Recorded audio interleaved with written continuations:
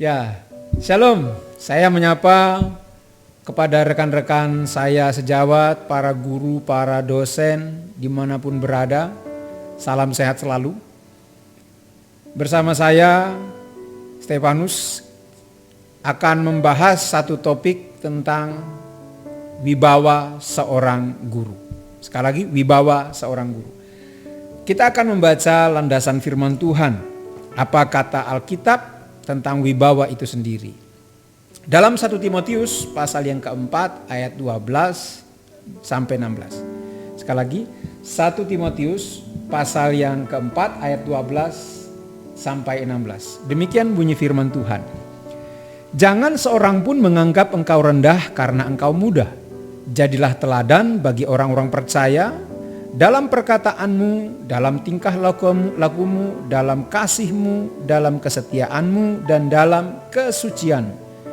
Sementara itu sampai aku datang, bertekunlah dalam membaca kitab-kitab suci, dalam membangun dan dalam mengajar. Jangan lalai dalam mempergunakan karunia yang ada padamu, yang telah diberikan kepadamu oleh nubuat dan dengan penumpangan tangan sidang penatua. Perhatikanlah semuanya itu, hiduplah di dalamnya supaya kemajuanmu nyata kepada semua orang. Awasilah dirimu sendiri dan awasilah ajaranmu. Bertekunlah dalam semuanya itu, karena dengan berbuat demikian, engkau akan menyelamatkan dirimu dan semua orang yang mendengar engkau.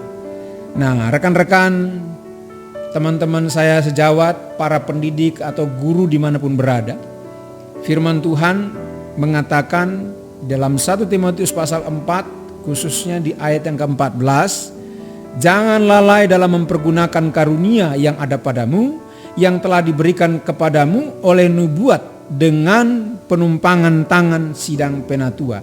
Ini adalah satu surat yang diberikan oleh seorang Paulus kepada anak didiknya atau anak rohaninya yang bernama Timotius. Seorang anak muda yang dipercayakan Tuhan untuk melayani, dan saat itu Timotius menjadi seorang gembala sidang. Tetapi menjadi penting saudara-saudaraku, kenapa Paulus berpesan kepada Timotius? Karena tugas-tugas dari seorang gembala sidang itu juga adalah mengajar. Ya. Maka Paulus ingin berpesan kepada Timotius dan kepada kita semua. Ya. Awasilah dirimu sendiri dan awasilah ajaranmu. Nah, artinya juga Paulus berkonsentrasi bahwa sesungguhnya kita sebagai seorang pendidik, sebagai seorang pengajar, kita harus punya wibawa. Maka pertanyaannya saudara-saudaraku, dari manakah kita mendapatkan wibawa itu sebagai guru Kristen, sebagai pendidik Kristen?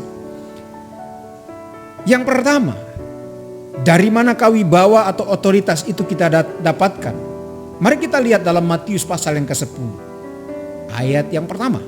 Sekali lagi, Matius pasal yang ke-10 ayat yang pertama. Demikian bunyi firman Tuhan. Yesus memanggil ke-12 muridnya dan memberi kuasa kepada mereka untuk mengusir roh-roh jahat dan untuk melenyapkan segala penyakit dan segala kelemahan. Yesus memanggil ke-12 muridnya dan memberi kuasa. Jadi, wibawa, otoritas yang kita punyai sebagai seorang pendidik, sebagai seorang pengajar adalah kuasa dari Tuhan. Nah, karena itu wibawa otoritas seorang guru Kristen haruslah berasal dari Tuhan atau dari Kristus, sang guru agung itu sendiri. Lalu dalam Matius pasal 28, Tuhan Yesus juga mengatakan begini, ayat 18 sampai 20. Yesus mendekati mereka dan berkata, "Kepadaku telah diberikan segala kuasa di sorga dan di bumi. Karena itu pergilah, jadikanlah semua bangsa muridku dan baptislah mereka dalam nama Bapa dan Anak dan Roh Kudus. Dan ajarlah mereka melakukan segala sesuatu yang telah kuperintahkan kepadamu, dan ketahuilah, aku menyertai kamu senantiasa sampai kepada akhir zaman." Jadi, wibawa seorang guru Kristen itu datang dari mana? Pertama, datang dari Tuhan. Karena saya dan saudara adalah orang yang percaya kepada Kristus, maka semestinya wibawa, otoritas, kuasa itu yang kita punya ini adalah datangnya dari Tuhan. Yang kedua, dari mana datangnya wibawa, otoritas dari seorang guru? Mari kita lihat dalam Ibrani pasal yang ke-10 ayat yang ke-24. Sekali lagi, Ibrani pasal 10 ayat yang ke-24. Demikian bunyi firman Tuhan. Dan marilah kita saling memperhatikan supaya kita saling mendorong dalam kasih dan dalam pekerjaan baik. Yang kedua, wibawa seorang guru Kristen itu datang dari mana? Datang dari persekutuannya dengan rekan-rekan seiman. Karena itu kita akan saling terdorong, saling terbantu ketika kita memiliki komunitas orang-orang percaya. Ya. Jika kita hidup dalam komunitas sesama orang-orang percaya, di sanalah kita akan saling dibangun. Kita akan bisa melakukan satu pekerjaan baik jika kita hidup dalam sebuah lingkungan dengan rekan-rekan sejawat kita. Lebih khusus kepada orang-orang yang percaya kepada Tuhan. Yang ketiga, dari manakah wibawa seorang guru Kristen itu berasal?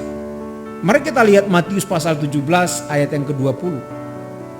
Matius pasal yang ke-17 ayat yang ke-20. Demikian bunyi firman Tuhan, saudara-saudara. Ia berkata kepada mereka, tentu yang berkata ini adalah Yesus ya. Ia berkata kepada mereka, karena kamu kurang percaya, sebab aku berkata kepadamu, sesungguhnya sekiranya kamu mempunyai iman sebesar biji sesawi saja, kamu dapat berkata kepada gunung ini, pindah dari tempat ini ke sana, maka gunung ini akan pindah, dan takkan ada yang mustahil bagimu. Yang ketiga, wibawa seorang guru itu datang dari mana? Wibawa seorang guru Kristen akan datang dari pengalaman hidup berimannya. Dengan kata lain, wibawa dari seorang guru Kristen atau pendidik Kristen itu akan datang bersamaan dengan pengalaman-pengalaman hidup rohani, pengalaman hidup keimanan seseorang. Oleh karena itu, pengalaman hidup seseorang bersama Kristus menjadi penting. Karena dengan demikian iman seorang guru itu akan semakin baik. Ya, dikatakan, sekiranya kamu mempunyai iman sebesar biji sesawi saja, kamu dapat berkata kepada gunung ini, pindah dari tempat. Dan tidak ada perkara yang mustahil bagi Tuhan. Jadi rekan-rekan sejawat yang dikasih Tuhan, para guru, para pengajar, para pendidik, para dosen, mari kita memiliki wibawa yang dari Tuhan. Wibawa itu akan kita peroleh karena datang dari Tuhan. Dan wibawa itu kita dapatkan karena kita berada dalam suatu kumpulan komunitas orang-orang percaya. Dan wibawa itu juga akan kita dapatkan ketika kita memiliki pengalaman iman atau hidup beriman kepada Kristus. Kiranya tips wibawa seorang guru ini menjadi satu pedoman bagi kita. Karena itu menjadi seorang guru Kristen harus yakin saya dan saudara memiliki wibawa Kristus. Amin. Tuhan Yesus memberkati.